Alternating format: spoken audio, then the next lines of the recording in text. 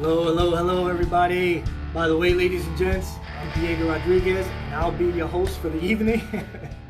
Just kind of like the agenda, what we're going to talk about today is I just wanted to kind of run through, first, like the different types of credit scores, meaning like, when I say bad credit, decent credit, and good credit, exactly what I'm talking about. And then we're going to dive into like the actual FICO scores and how they're calculated, right? Because once you know how the FICO scores are calculated, then it's all a matter of like, taking advantage of the calculations to help us, get all our credit scores over 700. That way, everything is good credit, right? Which is my ultimate goal for all of you guys, right? Because that's where I want you to be. I want all of your personal credit scores above 700 because once you get there, guys, sky's the limit as far as like personal credit and even as far as like business credit. But even on your personal side, guys, of course, you guys know like having good credit, right? You get way better terms. You get a lot more doors open up to you and opportunities as far as like mortgages, car loans, and all that, right? So that being said, we're going to go through the tips on how to like improve your credit scores. And then finally, I'm going to share with you the golden rule, right? The golden rule when it comes to credit, like not just personal, but business as well, okay? So here's my little visual aid, right? So hope you guys can see the whole screen here and I'm close enough. So 10%, the first 10% of your score is new credit, right? And this kind of works in reverse, right? If you guys like, whenever you apply for a new credit card or any type of new credit, like you always see that momentarily dip in your credit scores. It's because 10% of your FICO score is new credit. So it kind of works in reverse. So if you don't touch your personal credit, like if you don't apply for anything, then you slowly start seeing your scores going up. But once you start applying for stuff and you start collecting inquiries, that's when you get that momentarily dip in your FICO scores, okay? The next one is going to be 10% of the types of credit, right? Of course, you don't want to just have like a bunch of personal credit cards, right? You got to have a good mix, meaning like a mortgage, student loans, car loans, different types of credit accounts also helps increase your FICO scores, okay? And that's just 10%, okay? Then next is the length of credit history, okay? So I know like a popular misconception and what a lot of like these little credit repair companies try to preach is like, that you should close out accounts and things like that. But when you're in debt, that's the last thing you want to do. You don't want to close out accounts, especially when you're in debt. And especially not your oldest credit cards, right? Because that'll hurt you negatively, right? Like 15% of your score is your oldest credit accounts. Meaning like you want to have like whatever type of credit, whether it's a credit card, mortgage, car loan, whatever, you want to have old credit accounts, right? Meaning like ideally over 10 years old. The older, the better. So the last thing you want to do is start closing out accounts, especially not the older ones, right? So, but where I wanted to focus today, right, as you can see, like the biggest chunk of your FICO score is right here, right? Right on this side, right? So 30% of your FICO scores is the amounts owed, right? Meaning like the total amount you owe versus your total limits, right? So let's just keep the number simple, right? Let's say you've got 5 different credit cards or whatever credit mix it is, right? And let's say the limit on all of them, like if you add it up, now I'm not talking about your debts, right? I'm talking about your limits. Let's say you added up all those limits. Let's say you got 5 credit cards, and if you add them up, all the limits put together, let's say it's $10,000, right? The limits. So what you don't want to do, of course, like everybody knows, is you don't want to have high debt on the limits, right?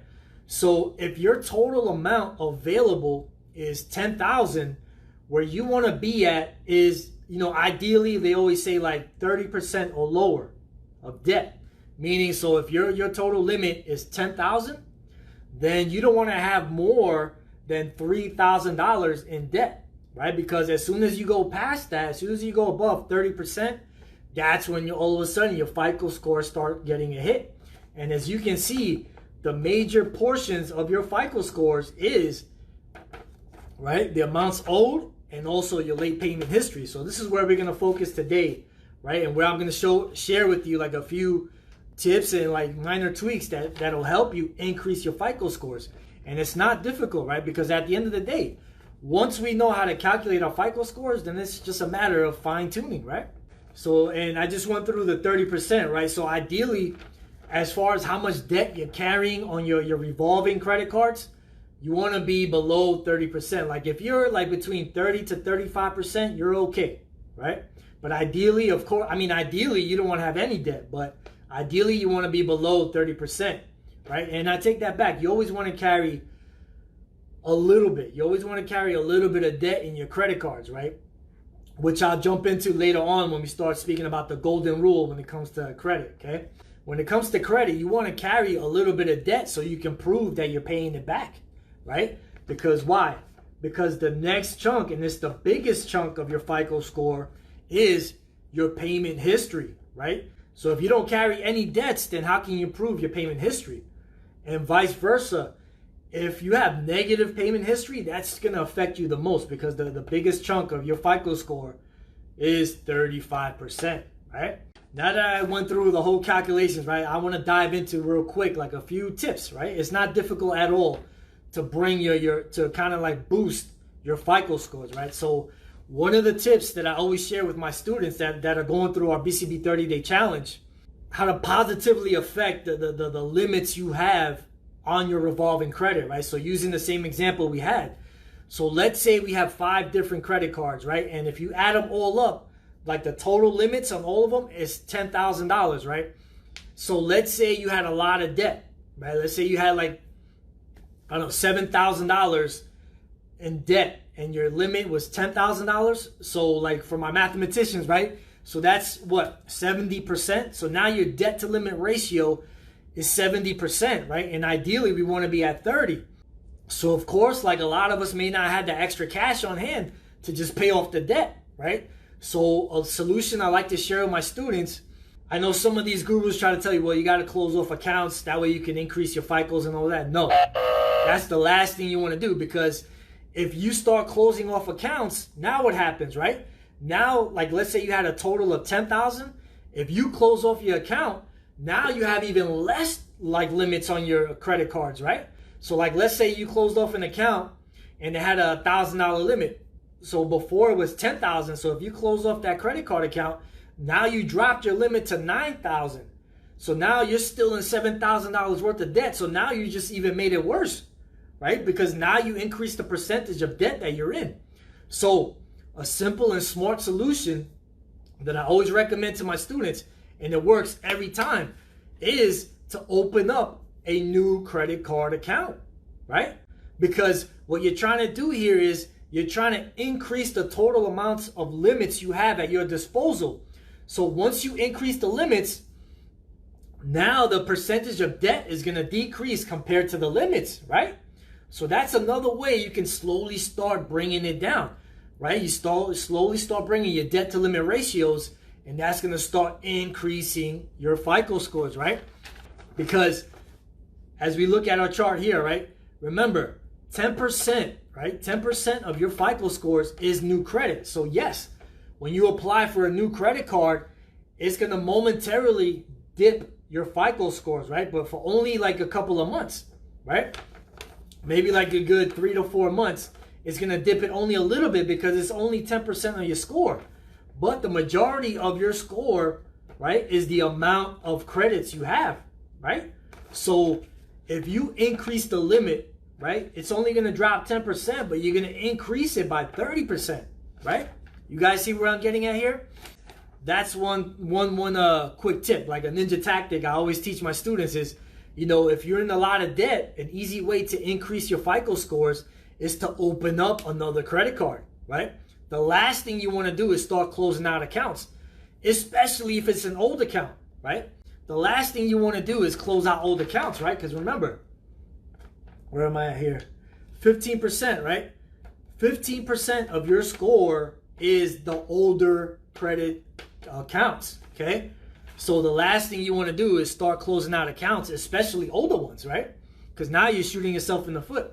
Now, again, guys, don't get me wrong. I'm not saying go in there and go crazy and start applying for a bunch of different credit cards, right? You got to use your common sense. Like, using our example, right? We said we had a limit of $10,000, right? And let's say we were in $7,000 debt. So in order to bring our debt to limit ratio to that ideal like benchmark of 30%, so if we're in $7,000 worth of debt, we would have to bring it down to like $3,000, right? If our limit is $10,000, right? You guys following me? So that means we would have to pay off $4,000, right? So of course, like most of us, we may not have the $4,000 to pay off the debt, right? So a simple solution would be to open up a new credit card account, right? So now instead of it being a limit of $10,000 in all our credit card accounts, let's say we opened up a new credit card, right? And they gave us a limit of, I don't know, let's say they gave us a limit of $10,000, right? So now our total limit is $20,000, right? We had an existing $10,000 limit. We opened up a new credit card and they gave us $10,000. So now we got $20,000, right? In total limit. And remember, we were in debt for 7. So if we do the math, right? So 7,000 divided by our new limit, which is 20,000, right? Guess what? Now we're at 35% debt to limit ratio. So we're right there, right? And we didn't have to spend a dime in trying to pay off the debt, right? So guess what? Now we're right at the threshold at 35%. Like they always say, ideally you want to be like below 30, but if you're in the 30 to 35% range, you're okay, right? And just that one simple move is going to increase your FICO scores dramatically. Now, like, you know, I've been seeing a lot of news, like as far as like the different models. I don't want to get too deep into it, but like, you know, they have different ways of calculating. Like they call it the FICO 8 and the FICO 9. It's just like the different format and a different amount of weight they put into like, you know, the payment history. So in the new model, the FICO 9 type of model of calculation, they're going to start putting more weight on your payment history, right? But the good thing about the FICO 9, like if you have like old negative payment histories that have to deal with like medical bills, they're going to be more lenient on those type of debts. Like as far as like medical bills, you know, if you had like, you know, hardships and you weren't able to pay a medical bill, or you had like a family emergency and things like that, you know, for a lot of families, they don't have access to good health care. And, you know, God forbid something happens, you know, and now they got to come out of pocket like hundreds of thousands of dollars for like these operations, you know, it's crazy. So the good thing about the new FICO calculation model, like the FICO 9 is what they call it, it's going to be more lenient as far as like the medical bills. Like if you have old medical bills, old late payments on medical bills, they're going to be more lenient on that, right? But the bad thing on the FICO 9 is they're not going to be lenient on anything else, right? So if you have like old like credit card payments that were late, they're going to like be more harsh on your FICO scores because of that, okay? But in the most part, guys, it's still the same calculation, right? The majority of your FICO score, the biggest weight on your FICO score is always going to be, right, your payment history and, of course, the total amounts owed, okay? I want you guys to picture it kind of like pulling levers, right? So, like, the way we kind of manipulate the FICO scores, right, is like we increase a little bit here, right, so we can drop a little bit here, right? So we increase our limits on one side, so in turn, we're dropping the amount of debt we're in, right? And just like that, guys, we increase our FICO scores, okay?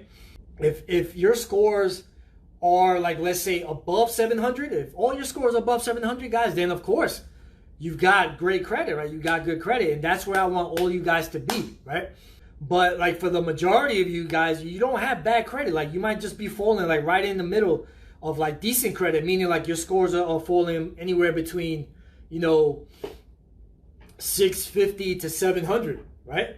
So if your scores are falling anywhere between there, these tips that I'm sharing with you guys are specifically for you guys, because just that one little move, right? Just that one little move of you like dropping the amount of debt to limit ratios is going to dramatically increase your personal credit scores, and it's going to boost all your scores above 700.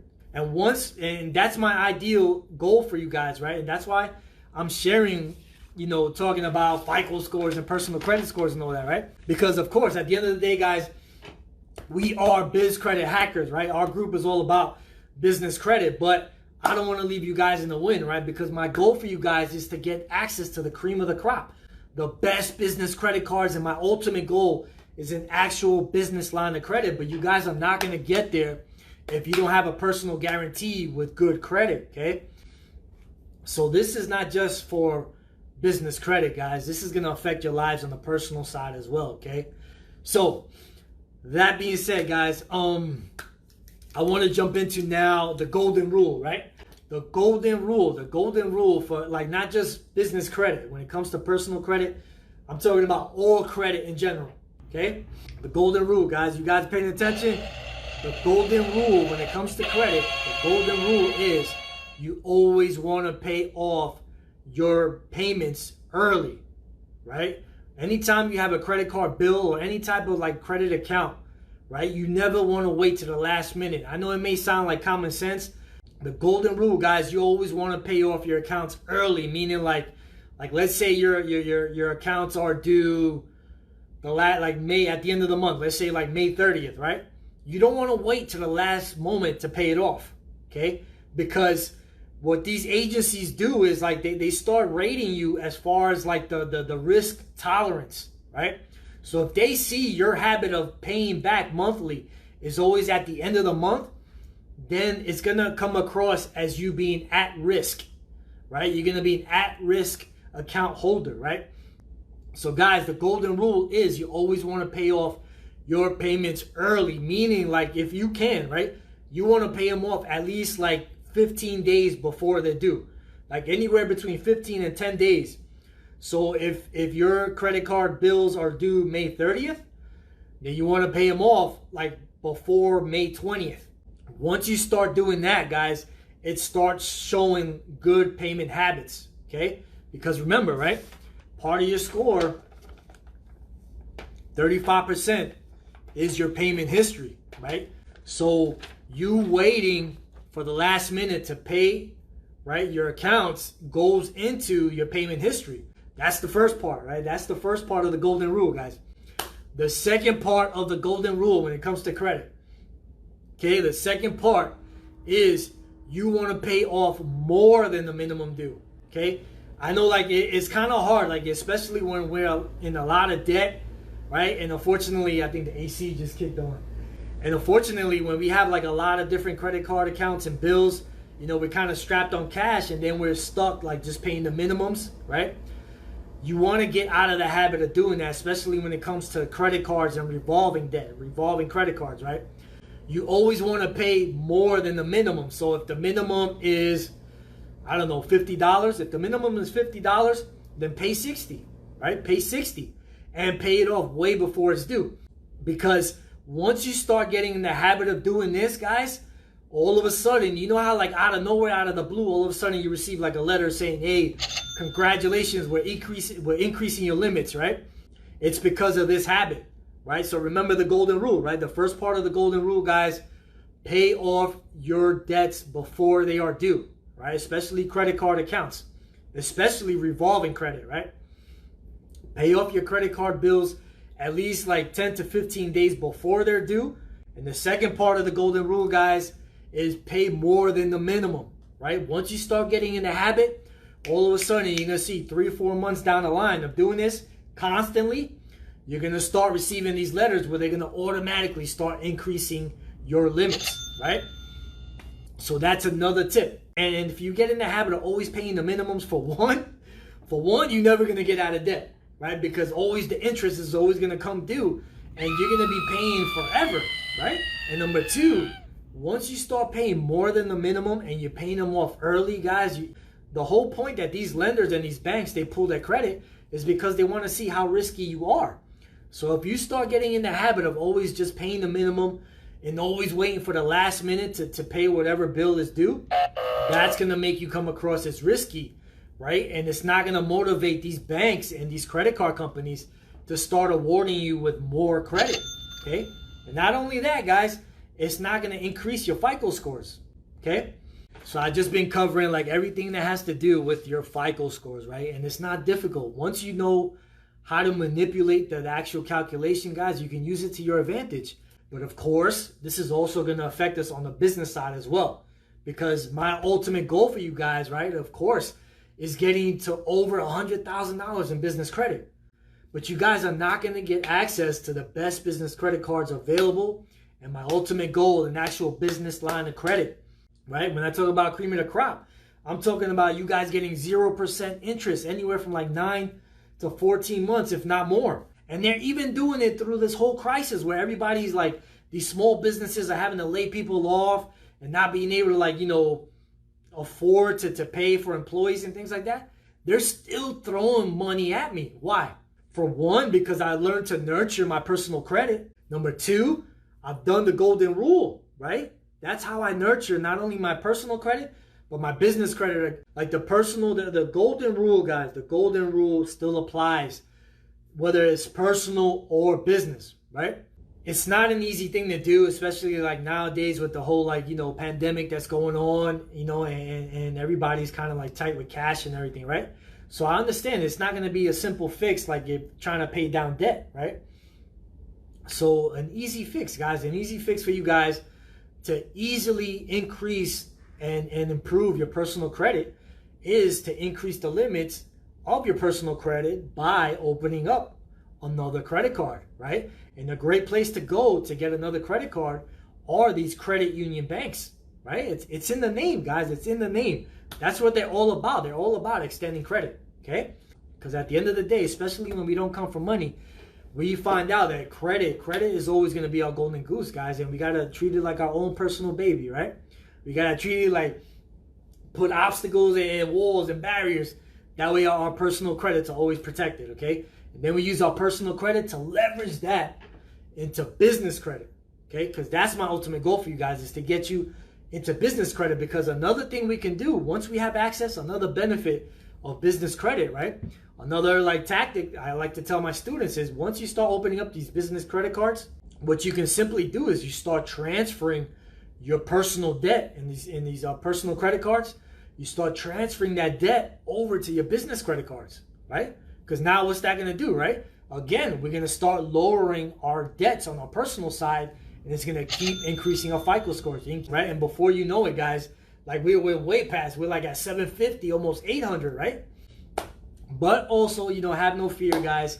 I don't know if you guys are aware of Ultimate Bcb Guidebook, right? In here, I also go through like a few recommendations, right? And I even give you like the actual letters you guys can use to start, you know, challenging these credit card bureaus to start taking out all those negative accounts inside your personal credit reports, right? I walk you through, and I even give you the exact letter, right? And the sample letter, right? But of course, you know, this is all about business credit, right? But I don't want to leave you guys hanging, because at the end of the day, I know like the number one obstacle my students face is not being able to be their own personal guarantees to get like access to the cream of the crop when it comes to like the best business credit cards, and actually an actual, you know, and my ultimate goal, an actual business line of credit, right? So that being said, guys, if you guys haven't picked it up, right, this is my Ultimate Bcb Guidebook, where I walk you through step by step from scratch, like from actually creating a business entity all the way through establishing a business and exactly where to apply. I tell you, if you got bad credit, I tell you how to start applying for business credit. If you got decent credit, I tell you where to go to start applying. And of course, ultimately, if you got good credit, is where I want all you guys to be, right? So that's why I'm sharing this live with you today. Go to BCB Workshop, right? That's our website. B as in Bravo, C as in Charlie, B as in Bravo Workshop. Again, that's bcbworkshop.com, guys. Grab your copy while it's still on sale, guys. Because I know a lot of people are strapped for cash, especially like those of us that own small businesses, right? But that's why I've already got my little war chest, right? My little war chest is already, it's already hanging out ready. And it's not only good for like, you know, new opportunities, but especially times like these when, you know, we're kind of like hard because we can't, like, you know, people don't have money to spend, you know, and we're trying to run our business where we're trying to, like, you know, make sales and create revenue and become profitable, and at the same time still be able to keep the lights on, right? So that's why it's so important to have that little stash of cash for hard times. And that's why I love business credit so much, because it is beneficial on so many levels, guys. So that being said, guys, if you guys have not signed up for our free training, right, make sure you guys sign up for the free training where I walk you through exactly how to start applying for business credit if you have bad credit, right? But my ultimate goal, again, guys, is getting all you guys to the cream of the crop, to get us to $100,000 in business credit, guys. Because once we get there, guys, sky's the limit, right? No more mental blocks of whether or not we can succeed in our businesses, whatever type of business it is, whether it's like a home office, whether you're selling cosmetics, you're in e-com, I don't know, whether you're selling like these CBD oils or whatever it is, guys, whatever it is, whatever your little master plan is, guys, having access to money at the end of the day is the biggest hurdle, right? And that's what building business credit is all about, right? That way, having access to money, more money than we even need, right, is what it's all about, okay? So, guys, that being said, guys, I hope everybody's doing okay. I hope you guys like are still being patient, like nobody is losing their minds over like, you know, being stuck at home and with the family members and everything, guys, you know. Always work on your personal development, right? Like, especially like now when we have like all this downtime. Now's the perfect time. Now's the perfect time to work on your personal development. Not only personal development, but also your personal credit, right? Especially when we don't come for money, guys. Personal credit, personal credit. I'm going to keep digging that into you guys until it sinks in, right? So, guys, that being said, I hope everybody's doing okay. And like I always tell my students, right? End of the day, say it with me. Trust your gut, follow your heart, bet on yourself, and double down. This is Diego Rodriguez signing out. Peace, and we'll see you on the next one, guys.